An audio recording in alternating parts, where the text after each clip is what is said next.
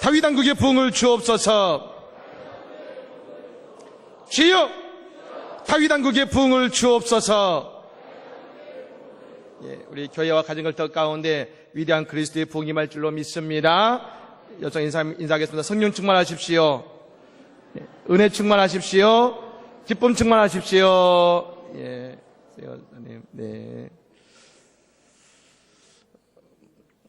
오늘 사요신도의 찬양이 얼마나 은혜스러운지 모르겠습니다. 두 곡을 준비하신 것 보면 참 많은 준비를 하셨다는 생각이 듭니다.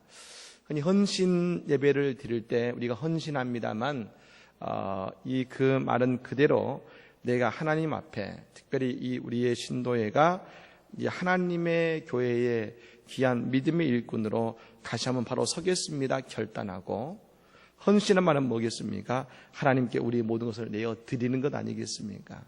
오늘 하나님께서 우리 사요신의 찬양을 받아주시고 또 앞으로 귀하게 사용하실 줄로 믿습니다.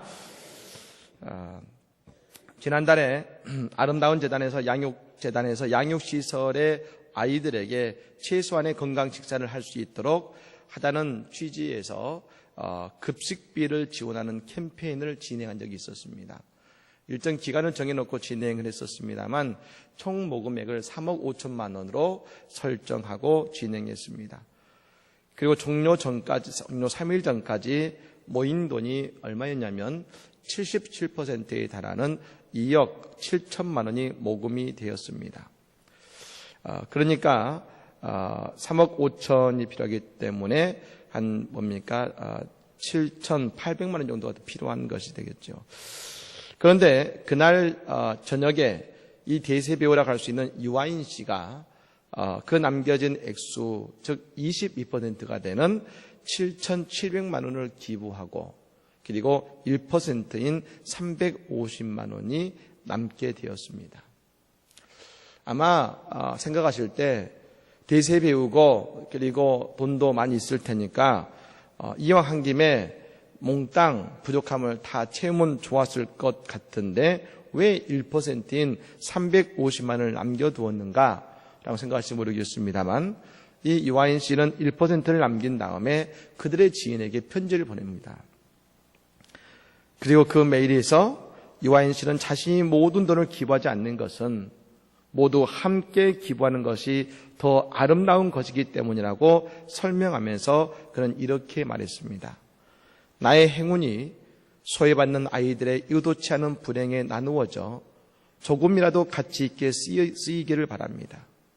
나는 부자이기를 원하고 성공하기를 원하고 사랑받기를 원하는 그런 평범한 사람 중 하나입니다.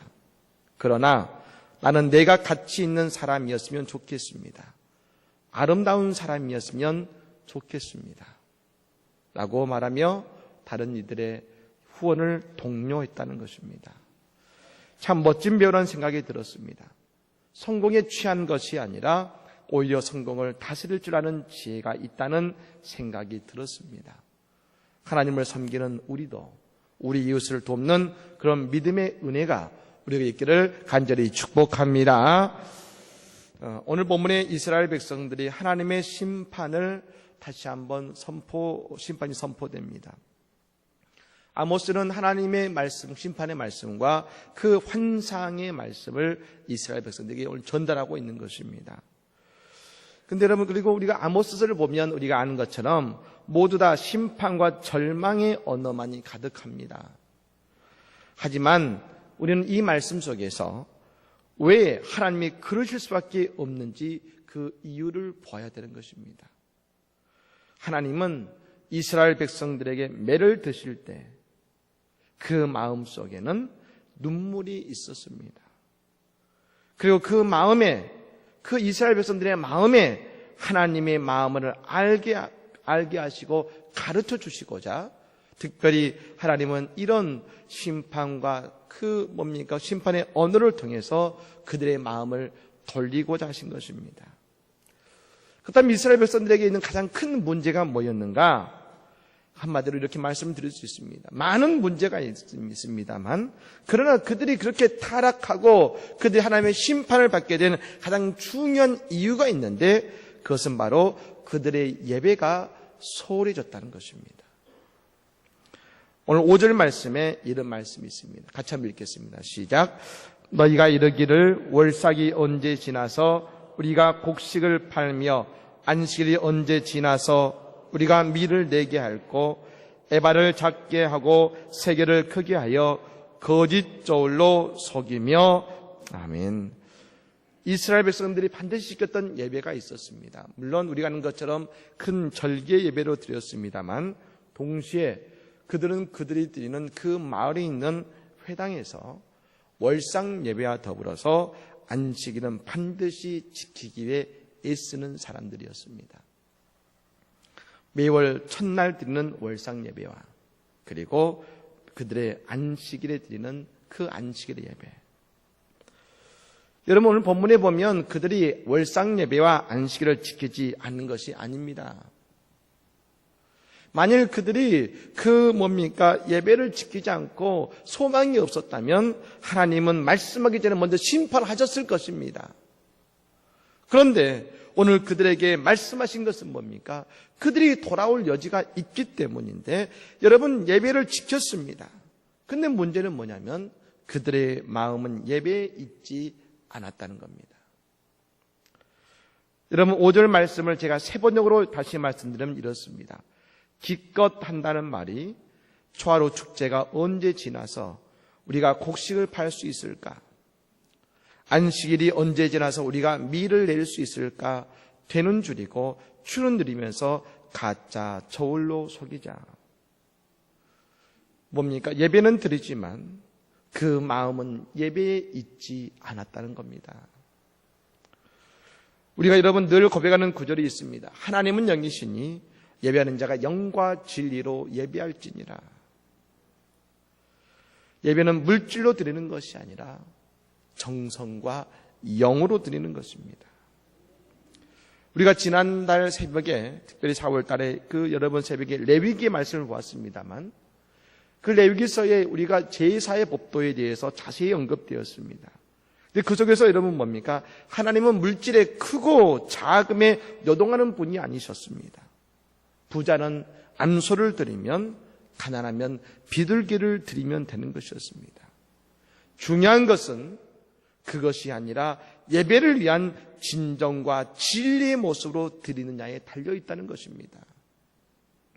많은 분들이 말합니다. 목사님, 예배도 중요하지만 성도는 나가서 예배 이후의 삶이 중요하지 않습니까? 예, 맞습니다. 그런데 여러분, 사탄은 이 말을 가지고 우리를 여러분 넘어뜨리는 중요한 시험의 도구로 삼습니다. 예배 이후의 삶이 중요합니다. 그런데 예배 이후의 삶은 예배를 마치고서가 아니라 예배의 자리에서부터 시작된다는 겁니다. 내가 예배자로서 하나님께 진실한 예배를 드렸을 때부터 그리고 우리의 삶에 나가는 그 시간까지 예배자의 모습은 이어지는 것입니다. 우리가 하나님께 진실한 예배를 드리면 어떻게 됩니까? 은혜 받습니다. 그 은혜를 통해서 예배를 마친 이후에 우리의 삶이 하나님의 영광을 위해 살 수 있는 것이고 내게 주신 말씀이 성취대로 이끄시는 힘이 그리고 그를 위해 살 수 있는 모습이 예배 속에 받는 은혜를 통해서 가능한 것입니다. 우리가 지난 금요 성령 집회를 마친 이후에 어느 한 성도님이 저에게 말씀해 주셨습니다. 목사님 말씀을 듣고 제가 얼마나 울었는지 모릅니다. 은혜가 되었습니다. 그 은혜. 키에르케고라는 유명한 신학자는 예배를 이렇게 말했습니다. 예배자는 모두 다 무대에 선 배우다. 그리고 유일한 관객은 하나님이시다. 앞에서 예배 인도하는 자만이 예배자가 아니라 인도한 자가 아니라 배우가 아니라 지금 여러분이 앉아 계시는 바로 그 자리가 하나님께 예배드리는 예배자로서 하나님 앞에서 아름다운 연극과 예배를 드리는 각각의 배우의 모습으로 앉아있고 서 있는 것이란 겁니다. 우리는 단 한 명도 이 자리는 단 한 명도 여러분 관객이 아니라 우리는 모두 다 하나님 앞에서 예배하는 예배자며 하나님 앞에 드리는 배우와 같은 사람들입니다. 그리고 오직 하나님만이 자리에 앉으셔서 우리의 예배를 보시고 우리와 맞이하시는 분이 하나님이신 것입니다.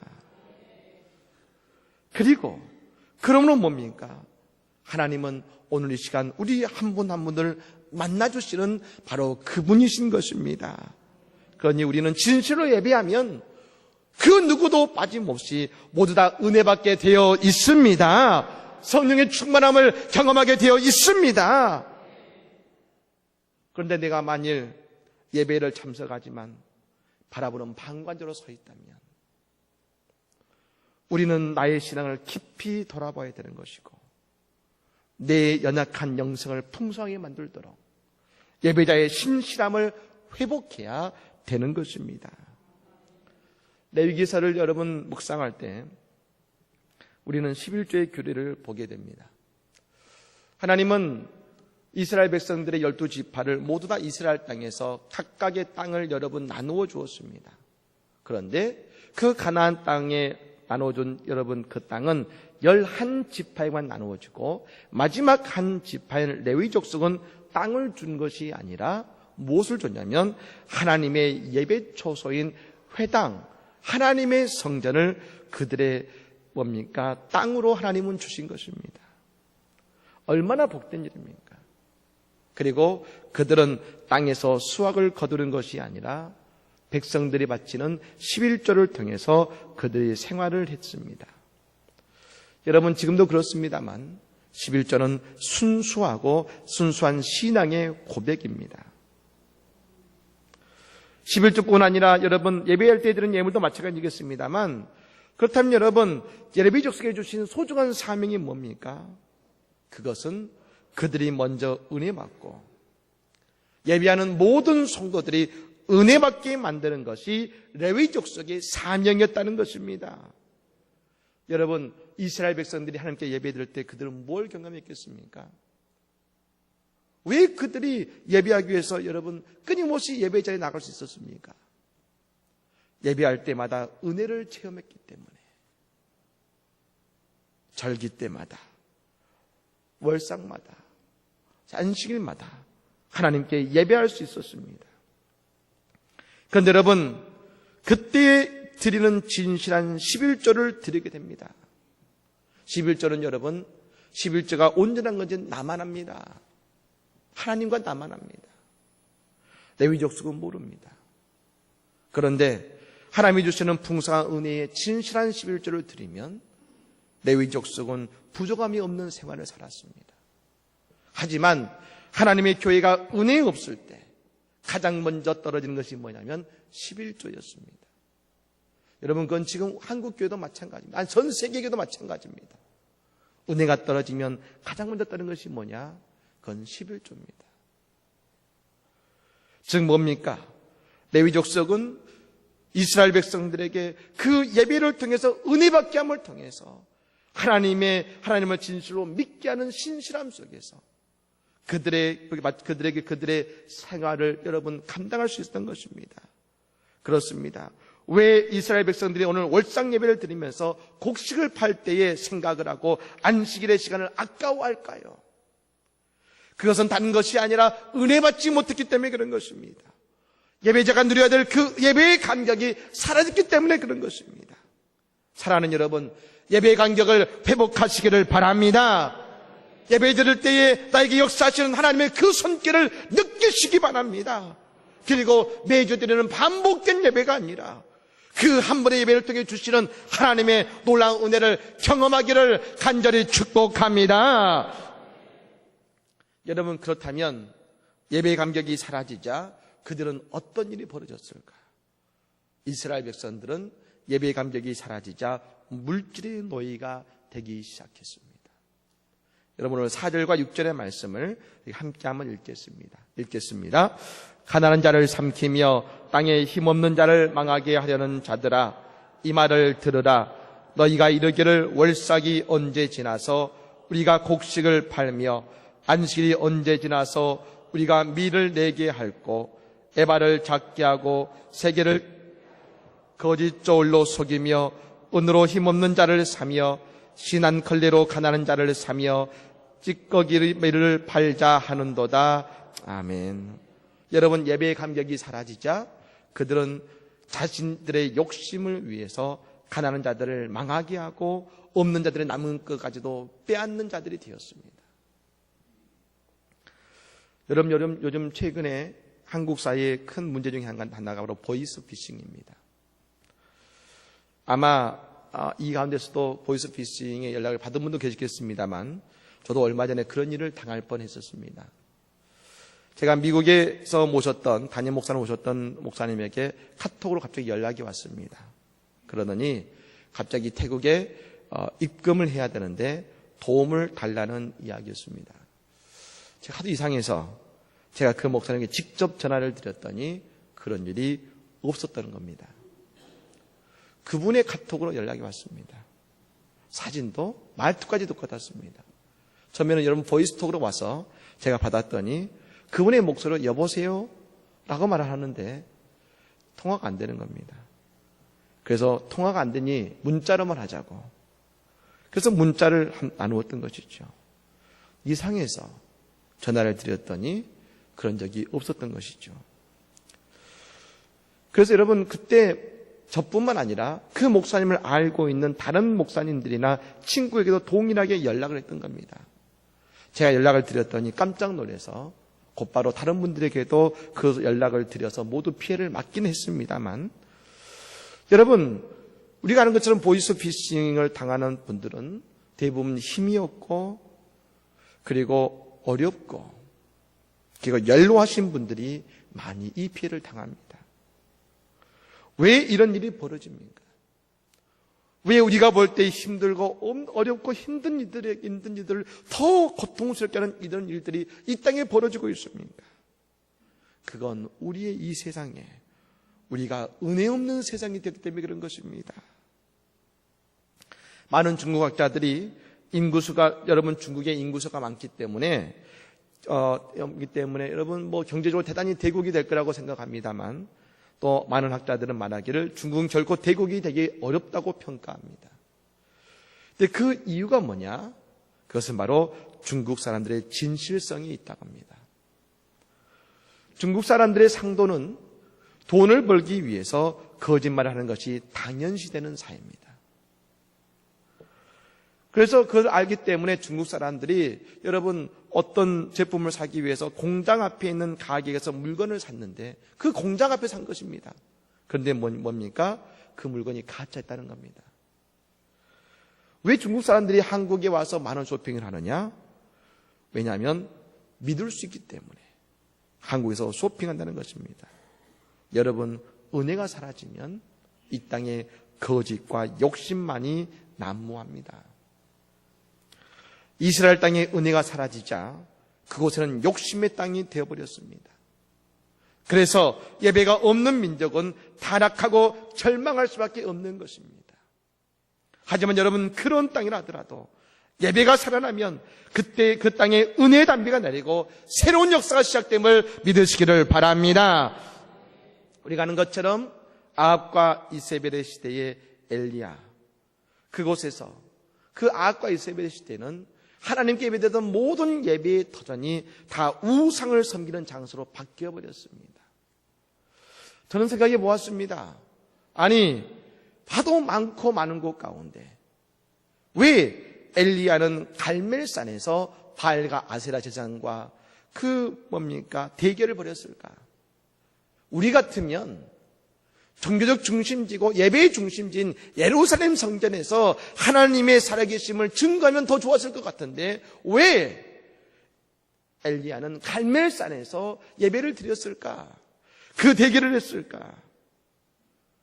그 이유는 다른 조선은 모두 다 우상을 예배하고 있었지만 이 갈멜산의 제단은 무너져 있었고 우상을 예배하지 않았기 때문에 엘리야는 갈멜산에서 하나님께 예배를 드리고자 그 제단에 나간 것입니다. 어떻게 했습니까? 무너진 예배제단을 다시금 쌓고서 그곳에서 하나님께 예배를 드리기 시작합니다. 그런데 여러분 그 엘리야의 진실한 예배 앞에 하늘에서 불이 내려서 그 예배를 받으신 것을 믿으시기를 바랍니다. 여러분, 그게 어떻게 됩니까? 그 자리에 있던 모든 이스라엘 백성들이 은혜를 받습니다. 하나님의 불을 경험하자 그들이 은혜를 받습니다. 그리고 우상의 제단을 무너뜨리고 바알과 아세라의 모든 재산을 칼로 쳐 죽일 뿐 아니라, 여러분, 그 한 번의 예배가 그 은혜를 경험하자 그 땅에 3년 동안 비가 내리던 이스라엘 땅에 하나님께서 그 한 번의 예배를 통해서 비를 내리셨음을 믿으시기를 바랍니다. 한 번의 예배가 모든 것을 살렸습니다. 모든 것을 회복시키기 시작했습니다. 여러분, 지금 저 이스라엘 땅에는 그 한 번의 예배가 없기 때문에 은혜가 없고, 은혜가 없으니 그들의 삶은 하나님이 아니라 물질과 세상의 목표가 될 수밖에 없는 것 아니겠습니까? 사랑하는 여러분, 우리의 삶에 예배의 기쁨이 가득하고 예배가 기다려지고 주님 앞에 드리는 그 예배가 내게 은혜가 될 때, 여러분, 나를 통해 내 인생이 살아나고 우리의 이웃이 살아나고 모든 사람이 살아나는 그런 빛이 되는 그런 놀라운 은혜를 경험하게 되는 것입니다. 사랑하는 여러분, 특별히 오늘 헌신 예배 드리는 우리 사여신도의 예배, 우리 모든 성도 한 분 한 분들이 진실한 감격을 드리는 예배자 되기를 간절히 축복합니다. 그리고 이 자리에 함께 우리의 모든 성도들이 내 인생의 어떤 상황 속에서도 진실한 예배를 통해서, 그 예배 받는 은혜를 통해서, 예배를 통해 받는 성령의 불을 통해서 내 인생의 모든 문제를 해결받고 하나님의 위대한 기쁨이요 이 땅에 빛이 되는 성도의 삶을 살아가시기를 바랍니다. 그런 주님의 영광 가운데 가는 성도의 삶이 되기를 우리 구주 예수님의 이름으로 간절히 축복합니다. 아멘.